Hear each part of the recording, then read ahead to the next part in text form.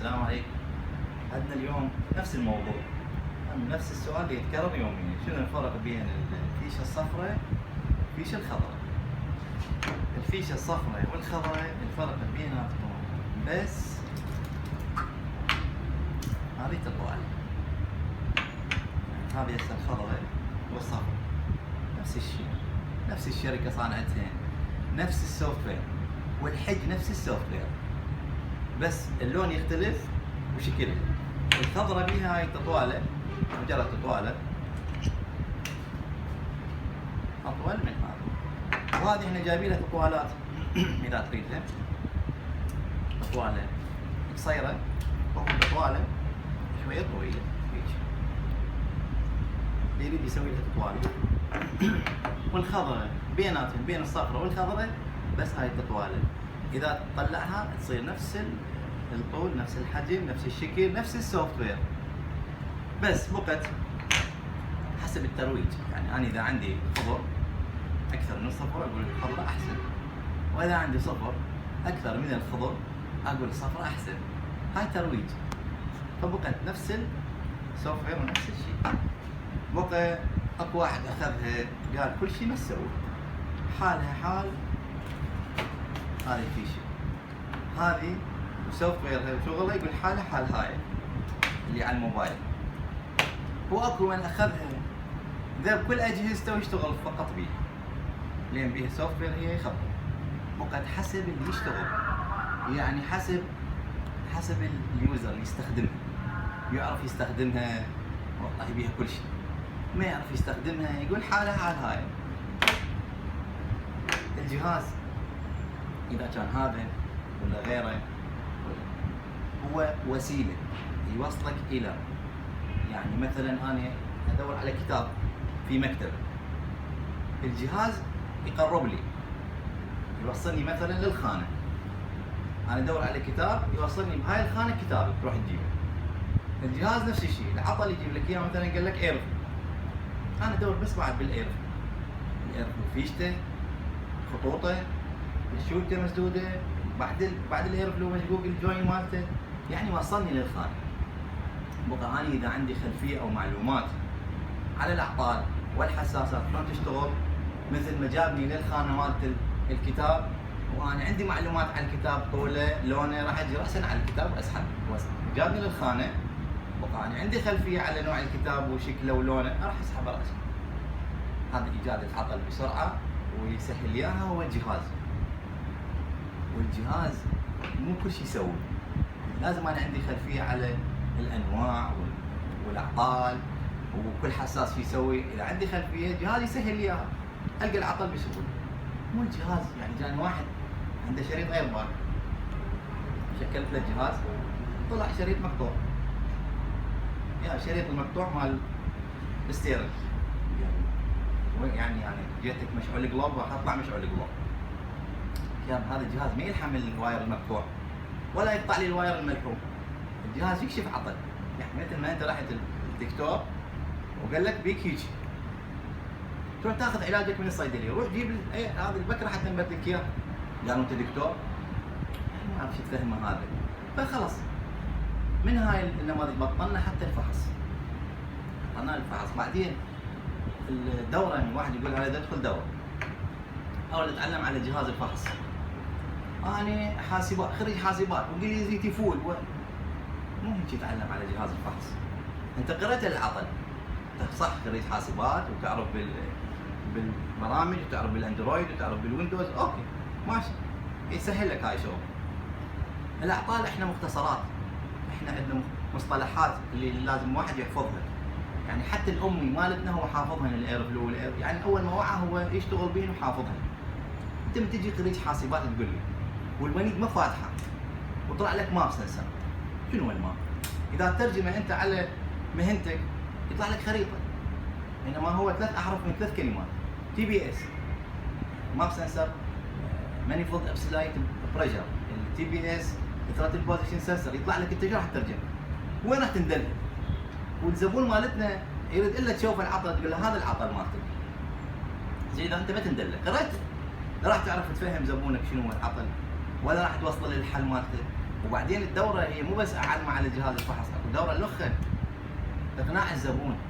هاي الدوره اهم من دوره الفحص.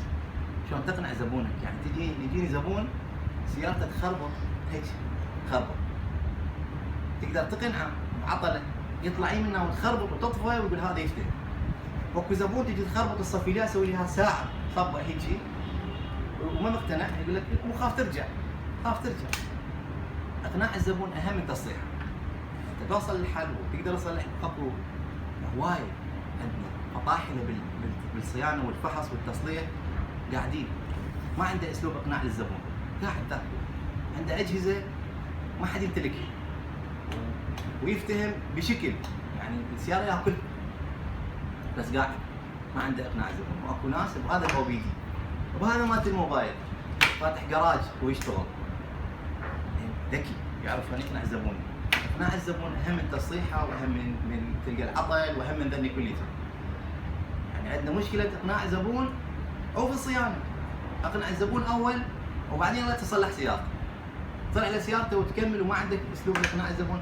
او اكو هسه مشكله تجي فحصته وبعدك ما اقدر تلقى راس الزبون هنا صاير. يعني يريد يعرف كل شيء، يريد يعرف ايش تسوي، يريد يعرف. هذا الزبون لازم هذا تقنعه واخره. او اكو عندنا من اهل المهن شكر كمل وقال له انت ما عليك اقعد هناك وخذها صافيه. هذا بعد الزبون اللي يعرف ايش راح يسوي بسيارته، اللي يعرف ايش يتكلف، اللي يعرف اذا تقول له روح اقعد هناك واخذ اسحبها واخذ ما اريد اصلح. الزبائن كلها صارت عندها تجمع معلومات او هم يعني عندهم حب استطلاع. اللي يعرف اذا تقول له روح اقعد هناك خذ سيارتك صافيه هل قاعد تكلفك؟ وخذ لو انت تخلق لي اياها مين ما بدك تسوي لي اخذ سيارته ويروح. واكو نظره عند الزبون لاهل المصلحه. اول ما يجي يدور على الفيشه ويدنك ويدور على الفيشه وين مكانها. الزبون يقول لك اذا الفيشه ما يندل شو راح يفحص السياره. ممكن عنده بس مد ايده هيك خلى الفيشه بمكانها قال لك هذا العسكري فاحص من عندها يروح يقعد يصفح خلاص امن. واللي يجي يدور على الفيشه فلان وين الفيشه مال الفحص؟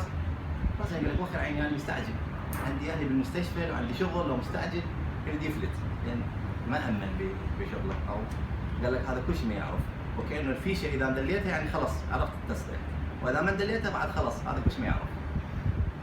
فاقناع الزبون اهم من الصيانه واهم من التصليح واهم من كل شيء. فالدوره مو تدخلها على بس الجهاز شلون تصلح عندك اكو شغله اهم تكمل ذيك يلا تعرف. ومو يعني اذا واحد فاتح بني سياره هذا يصير عنده الجهاز كلش سهل يعني يعرف انواع الحساسات يصير حال موبايل يشتري شلون ادز رساله شلون اخزن الاسم يعني اعرف الحساسات واسمائهن وشغلهن وش يسوون واعراضهن كلها اعرفها. فيصير عندي الجهاز كلش سهل تصليحه الفحص فيه وتشخيص العطل يصير عندي كلش سهل. بس اذا انا مش ما اعرف عن الحساسات انا خريج حاسبات وانجليزيتي فول ما تاكل مهنتنا ما تاكل هاي. واذا انجليزتك فول واذا تعرف تفتح الجهاز والسده واذا تعرف حاسبات لاني مهنه وهاي مهنه. هذه المهنه بتدخل كلها مصطلحات ومختصرات ولازم تعرف انت السياره شلون تشتغل وتبدي بيها من اول ما يشتغل المحرك والاشواط مالته وش يسوي وشنو يتحكم به يلا تيجي على الجهاز تلزم. مو انا بدي اعرف شي طلع لي الجهاز السطر اقراه هي انا رايح المختبر وديت تحليل قالوا لي بيك سكر وديت التحليل المختبر الثاني قال لك وش مالك. اللي يقرا النسب هو اللي يحلل هذا الحساس ويا هذا الحساس ايش يطلع هذا الحساس ويا هذا الحساس شنو الاعطال مالته. وهاي الاعطال التحليل مالتها اللي يطلع لك يقول لك هذا يفتهم ويطلع العطل. يعني انا مره جاني واحد فحص له طلعت له الجهاز يقول لا ما اريد بهذا الجهاز هذا فحصوا لي بما يطلع عطل. جهاز شحن جهاز شنو يسوي؟ الجهاز هذاك فحص له ما عرف يطلع الاعطال مالته وما عرف يحللها وما عرف يقول له خلص شوه على الجهاز كامل على هذا الجهاز ما يطلع اعطال. الجهاز ما له شغله اللي يقرا واللي يحلل الاعطال هو هذا اللي يطلع الاعطال. ولا كلهن ترى نفس الاعطال نفس الشغل يتغير اوبشنات فيه بس. ولا ترى نفس العطل يطلع لك الرقم هنا وهنا وهنا بالجهاز البسيط وبالجهاز اللي نقول عليه قوي او كل شيء فيه نفس العطل. بس يبقى اللي يحلل واللي يقرا هو البطل ويطلع العطل ويشخصه بالمضبوط لازم عنده خلفيه بالسياره وشلون تشتغل وش يسوي، هذا الحساس شو ياثر، هذا ويا هذا الحساس شو يسوي، هذا ويا هذا شو يسوي. يعني ماب سنسر. قال له روح جيب لي ماب، بس طلع له ماب روح جيب لي ماب. الرجال راح جاب له الماب وشد وقال له نفس الشيء. قال له جبته جديد لو مستخدم؟ قال له لا جبته مستخدم. لا الا جديد. راح جاب هذا الجديد شد وقال له جبته نفس الرقم وهذا خلاه يحكيها يشتغل. رايح راجع مو هيجي ماب سنسر. حساس تخلف الضغط المحرك. ليش تخلف الضغط المحرك؟ ممكن صودا فاتة، ممكن صناصة مسدودة، ممكن شوتة مسدودة، ممكن ويلف، ممكن اشكال اللي يسوون هذا العطل. اعرف يا حساس ويا اضافي ويا الماب سنسر، يا حساس حتى تعرف عطلك وين. احنا ما روح جيب له ماب، روح جيب له مو هيك ولا هيك تتحلل ولا هيك تنفطري ولا هاي نبذة مختصرة. وبعد تحياتي لك.